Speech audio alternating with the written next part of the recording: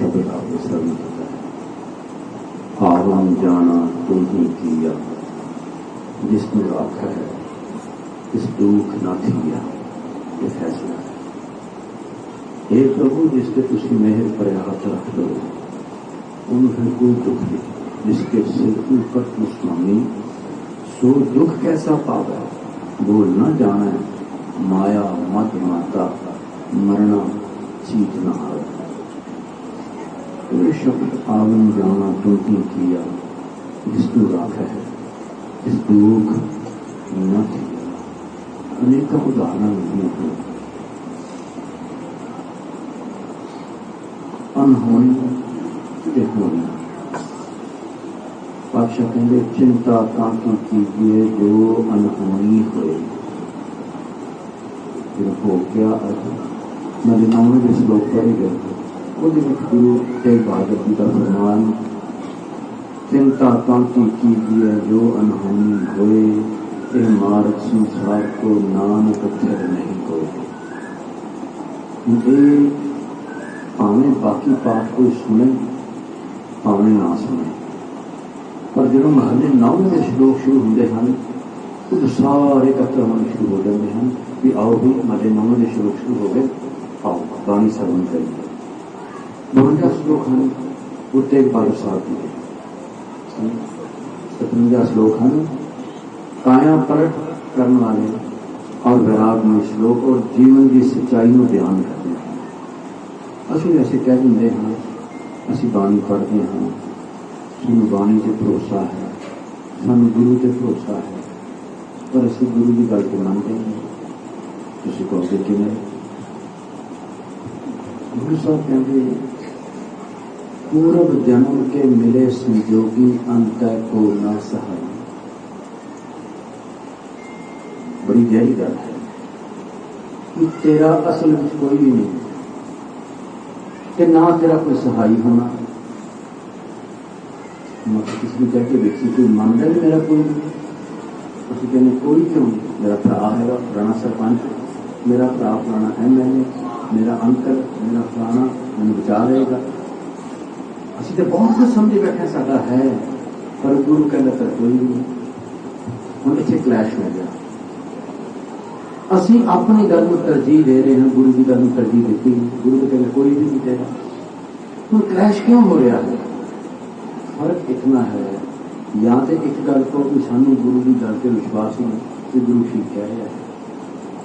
जो गुरु ठीक कह रहे हैं तो फिर सच्चाई है, कि सच्चाई है, ठीक भी कह रहा है, पर असी अपनी मत मुताबिक, अपनी सियानत, अपनी अकल, अपनी ज्ञान, अपनी बुद्धि, अपनी चतुराई मुताबिक फैसला करते हैं। नहीं ठीक है, पाठ गुरु साहब ने क्या रहेगा, पर मेरे तो बहुत जाने जानकार हैं, मेरे तो बहुत, मैं तो बड़ा समाज के सेवक हाँ, मेरे तो बहुत बंदे जानते हैं, मेरे तो बहुत हम गुरु के नतर कोई नहीं। कभी गुरु नहीं कह रहे, कबीर साहब कहते कह कबीर कोई नहीं तेरा। कबीर साहब का कहते कमाल की गल, रे मन तेरो कोई नहीं। उस तो बाद सरल की होएगा? असं कहने बाणी समझ नहीं आती। गुरु कहता है मेरे मन समझ जा, तेरा कोई भी नहीं। खिंच ले जिन पहाड़, इन 2 तरह ले जिम्मे दिल करते रहेगा भी या तो ये भी जिन्ना तेरा भार चुकया, या वो जिन्हों की जिम्मेदारी तू चक लेंगे। मैं ना हुआ यदा काम नहीं हो सकता, मैं ना होंदा यदा काम नहीं सी हो सकता। असं जिम्मेदारी चक ली कि मैं हाँ तो अगले का काम होएगा, कि मेरा होना जरूरी है। एक क्लेम कर लिया। कबीर साहब कहते भलेखा ही तेरे मन का, कद भलेखे मन के बाहर। तू कहना तेरे बिना काम नहीं होता, तू मर के वेख तो वधिया होएगा। भलेखा ही असल रे मन तेरो कोई नहीं, खिंच ले जिन पहाड़, बिरख बसेरो पंख को तैसो ए संसार। आ असलियत जिवें एक बिरख के उपर पंछी आके बह गया, बस इन्ना की निवास है। उड़ जाना सामने गल गई। बिरख बसेरो पंख को, पंखी का पक्षी का एक बिरख करके जिवें बसेरा, तैसो ए संसार। बिल्कुल सच्ची है। हम देखो विचार करके देखो, असं इतने जिन्हें जने बैठे हैं तकरीबन हर उम्र के बैठे हैं, बुजुर्ग भी बैठे हैं, अधखड़ भी बैठे हैं, जवान भी बैठे हैं, बच्चे भी बैठे हैं, अजे वो भी बच्चे हैं जो अजे नवे नवे जमे हैं। सारी उम्र के बंदे इसी के बैठे हैं ना, पता भावें किसी को कोई नहीं अगला पल की होना, पर हाँ सब तो छोटा बच्चा जो ये मां की गोदी है उसकी जिंदगी पई है। जे आप एक कॉमन सेंस नाल भी गल कर रही है तो जवान भी थोड़ी घट गई, अधखड़ी थोड़ी घट गई, बुढ़े की तैयारी नहीं जाऊंगा कि जो बुढ़ा क्लेम करके पहले मैं तो मरना ही नहीं, मैं तो रहनी है, तो दुनिया ही मेरी है, ये भुलेखा ही है ना, ये भुलेखा ही है। कबीर साहब कहते जननी जमानत है सत बड़ो हो, मां कहती मेरा पुत वड्डा हो। कबीर साहब ने भुलेखा कढ़िया मां का। मां अपने पुत्र को वधदा है वेखदी बड़ी बिस्माल की जाती, खुश पे जाती है कि मेरा पुत्र जवान हो गया, ये वड्डा हो रहा। कबीर साहब कहते तू उल्टी गिनती करती है, ये वड्डा नहीं हो रहा, छोटा हो रहा है, ये मौत के नेड़े जा रहा है। जे 60 साल उम्र हो गई तो बच्चा 40 साल का हो जाए, वड्डा थोड़ी होया, तो छोटा हो गया, बस 20 साल रह गए, बाकी गए 40 साल तक गए। जननी मां जी बच्चे में जमती, जननी जानत है सुत सुत मैंने पुत्र बड़ो होत है, पर इतनक न जानत छिन छिन आउट कर, ये नहीं जानती कि उसकी उम्र तो घटती जा रही है, ये बड़ा नहीं हो रहा, ये घट रहा है, जिन्नी उम्र सी साल निकलते जा रहे हैं। तो कबीर साहब कहते रे मन तेरो कोई नहीं खिंच ले जिन पहाड़, बिरख बसेरो पंख को तैसो ए संसार। आ सच्चाई है, ये सच्चाई है। महात्मा बुद्ध एक पिंड दे विच गए, उत्थे एक जवान बच्चा सी माता का चढ़ाई कर, एक साधन कमाई करना, मां रोवे कुरलावे लाश कर गई है, पता चलिया महात्मा जी पिंड के बाहर जूह जाके बैठे, भजी भजी गई, महात्मा जी मेरे घर चलो, मेरे बच्चे की लाश कर गई है, उन्हें जगाओ। वो मर गया है, मां का दिल नहीं मानता बच्चा मर गया, हमें सारा कुछ अपने हाथ ही कर देंगी है। वो कहती लगता है अजय भी मेरा पुत्र सामने बैठा, मरिया नहीं पर दुनिया कहती मर गया है, महात्मा जी घर आओ, एक मेरा साधन रोजी रोटी का, वो भी गया, जवान पुत मर गया, घर आओ की करांगा, घर आके उन्होंने जवा दो। महात्मा जी कहते ये माया ये मोह दे विच अन्नी हुई मां बदलाव कर रही है, जबकि सच्चाई तो कुछ होर है।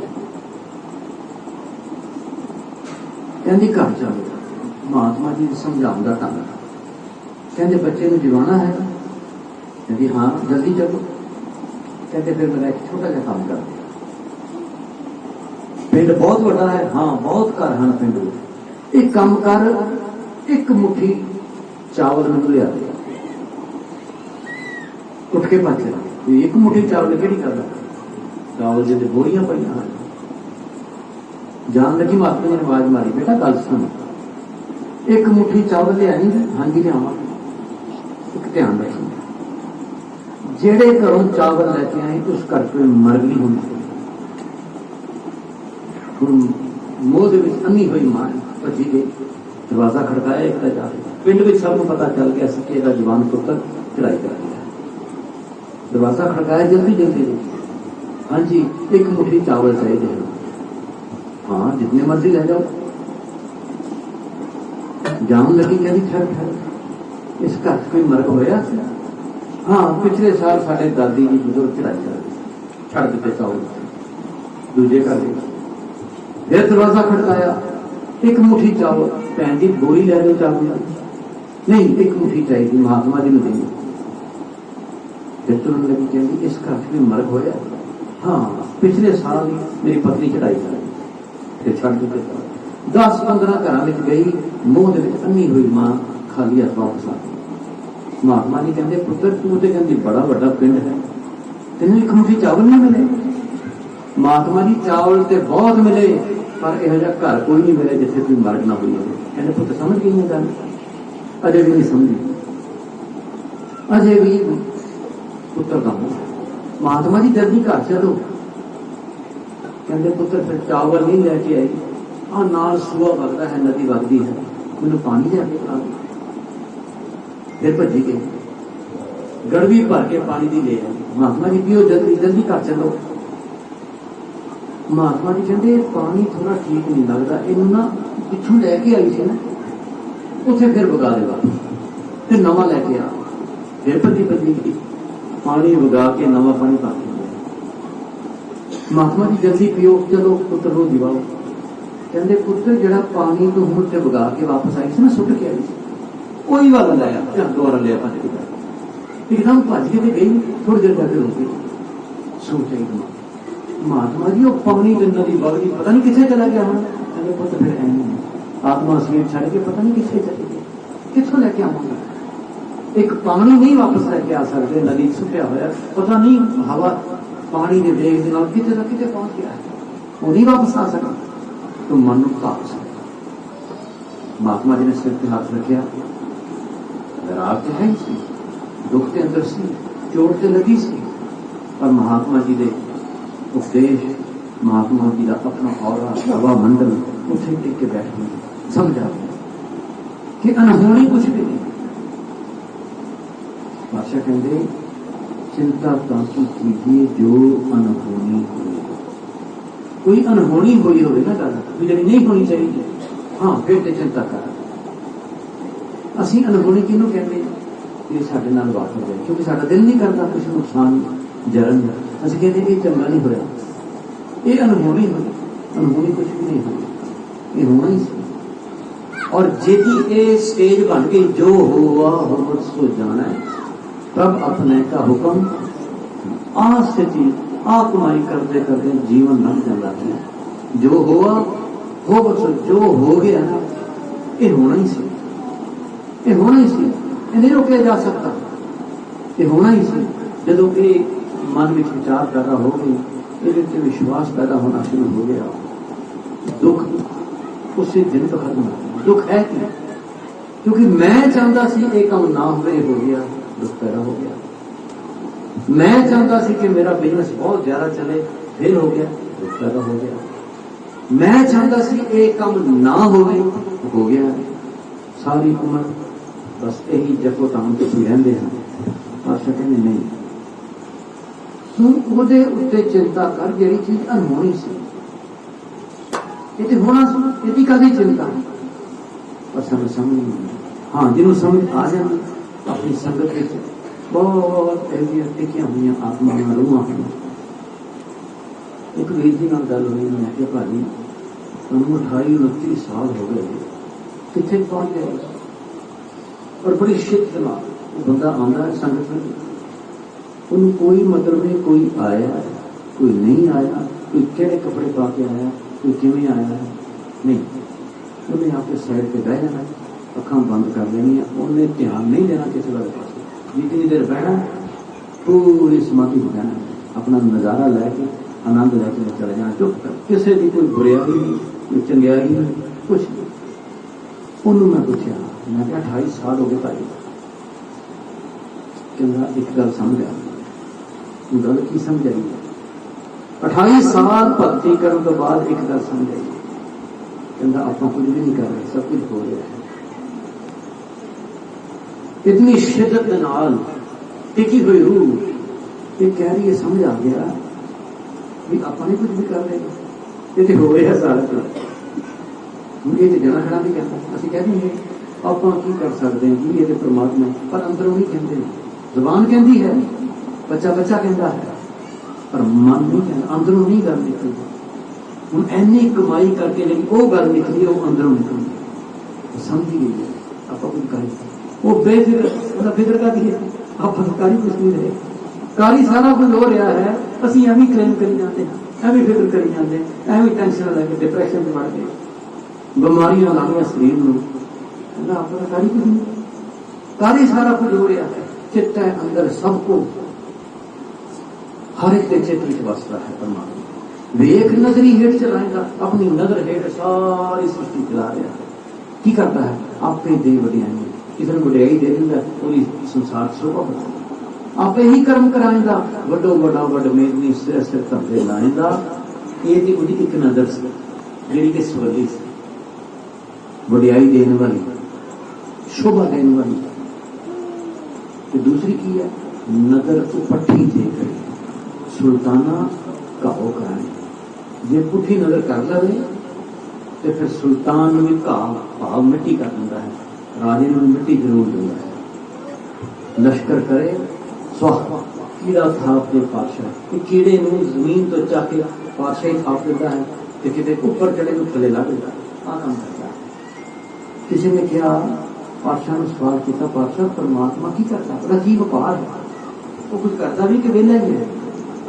पातशाह कहता एक व्यापार है, वो बिजनेस करता है कि हर की गत न को जाने, ओदी गत भाव ओदे कामकार वो की करता है कि कोई नहीं समझ सकता।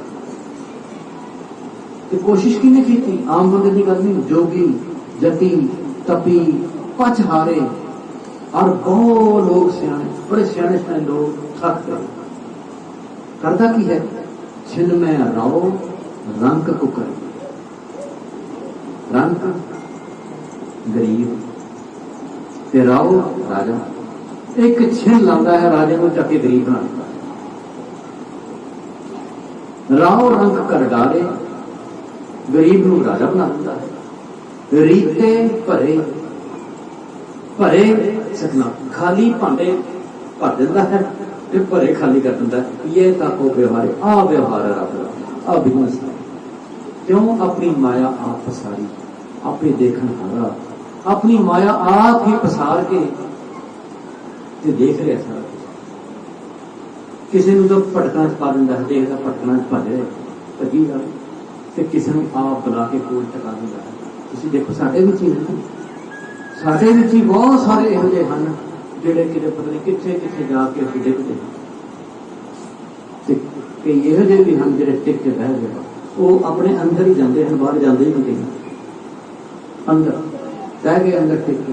क्योंकि गौड़ी मोहल्ला पंजवां, फिर घर बैसो हर जन प्यारे, सतगुर तुमरे काज सवारे, दुष्ट दूत परमेश्वर मारे, जानकी पैज रखी करवाए। तो शब्द ये सी पठान से मोहल्ला पंजवां दा, आवन जाना तुम ही किया।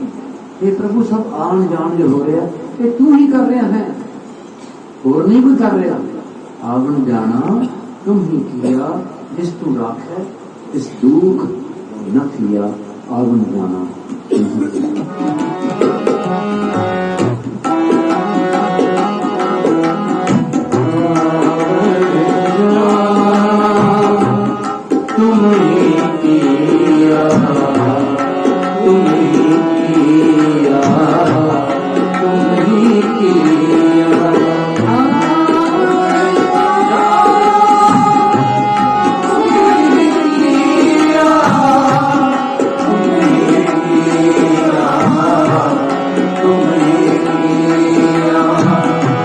जिस पूरा